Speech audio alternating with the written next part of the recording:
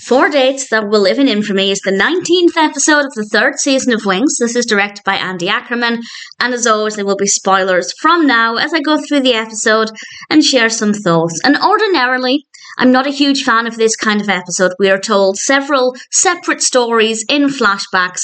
Everything's connected together, and I'll talk about that more in a moment. As I said, there will be spoilers, but for some reason, I actually really enjoyed this one, even though it's not really my favourite narrative structure. It starts off with everybody talking. Well, actually, it starts off with somebody slapping Brian, and then they're talking about dates and the fact that some of them haven't dated in a while, some of them have not had some very good dates, and they decide to create video profiles for this dating service, and we get to see the clips of the profiles. It's really good fun. They're answering questions. I really enjoyed that part of it. And then Faye comes up with a suggestion. Something she used to do was she and some friends would each put money into a hat, and they'd go off on their dates, and whoever had the worst date would get the money from the hat. So yeah, you might have a sucky evening on a first date, but you get some cash at the end of it. Seems like a pretty good idea, and they decide to do this.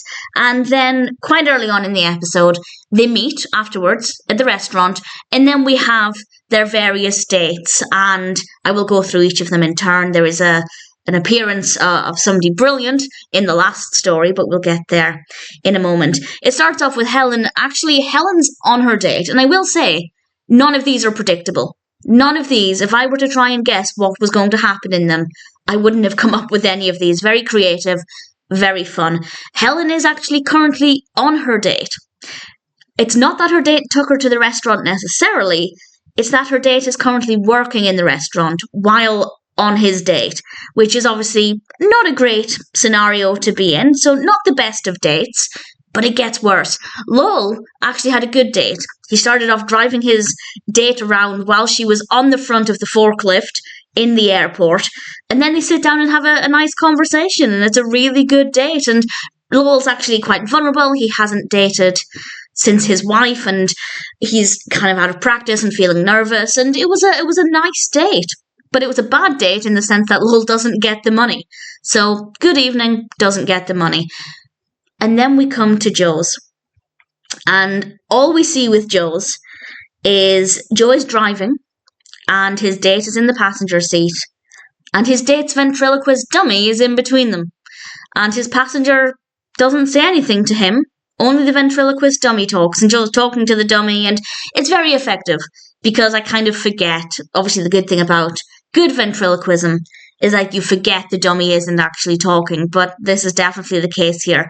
And, well, I'm not a huge fan of ventriloquism, but within the context of the episode, good fun, really enjoyed it, really well-written exchange between Joe and the dummy, and generally not too bad at all. And then we have the winner, and this is Brian. Brian went out with a stockbroker, played by the wonderful Peri Gilpin. So I'm biased because I love her, but this has to be my favourite date of them all, but it's also the worst of them all as well. Because Brian, well, he's fine, but the stockbroker is very aggressive and demanding and really annoys a biker. And the biker ends up taking it out on Brian, and it goes from bad to worse. And he's basically on the verge of drowning. So I think it's safe to say that was absolutely the worst date of them all. And it was very dramatic, and I think it was definitely the most impactful of them all. But also Joe's is kind of creepy, to be honest. And they all leave the restaurant, fed up with everything, and it ends with all of the bad dates talking with each other in the restaurant, which I just thought was a nice way to further bring everything together. So as I said, ordinarily this is not my kind of narrative. I don't like narratives where we have a lot of flashbacks, but actually it worked really well, and I really enjoyed it, and I thought it was a pretty decent story.